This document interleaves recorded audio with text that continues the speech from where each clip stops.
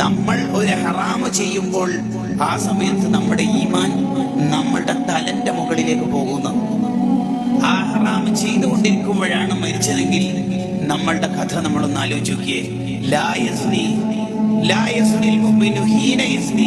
എന്ന് പറയുന്നതിന്റെ വിശദീകരണത്തിൽ കാണാം,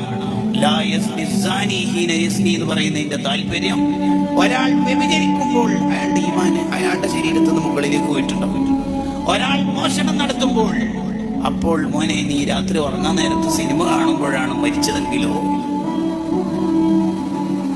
സെക്കൻഡ് ഷോക്ക് പോകുന്ന സമയത്ത് മരണപ്പെട്ട സ്റ്റുഡൻസിന്റെ കഥ നിങ്ങൾ കേട്ടിട്ടില്ലേ? ആക്സിഡന്റായി മരിച്ചോ? ആലോചിച്ചു. ഏതൊരാൾ ഒരു തെറ്റ് ചെയ്യുമ്പോഴും ആ തെറ്റ് ചെയ്യുമ്പോൾ അയാൾ മുഅ്മിനാവൂല എന്നാണ് ആ ഹദീസിന്റെ താല്പര്യം. അങ്ങനെ പറഞ്ഞാൽ അയാളിൽ നിന്ന് അയാളുടെ ഈമാൻ ഉയർത്തപ്പെടും.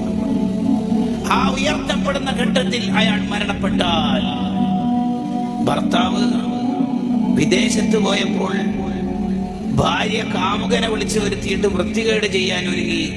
ആ ഒരുങ്ങിയ ഘട്ടത്തിൽ കാമുകൻ സൈലന്റ് അറ്റാക്കായി മരിച്ചത് നമ്മുടെ നാട്ടിലുള്ള സംഭവമല്ലേ? മോശമായ മരണം ഉണ്ടായാൽ ഇതുവരെ ചെയ്ത കർമ്മങ്ങളെ കൊണ്ടൊക്കെ എന്ത് ഫലം ഉണ്ടാവുക? ആ പേടി നമ്മെ എപ്പോഴും അലട്ടിക്കൊണ്ടിരിക്കണം. അതാണ് ഉസ്മാൻ ഇബ്നു അഫ്ഫാൻ റളിയല്ലാഹു അൻഹു പറഞ്ഞത്, ഒരു മുഅ്മിന് 6 കാര്യങ്ങൾ ഓർക്കുമ്പോൾ തന്നെ പേടി വേണം.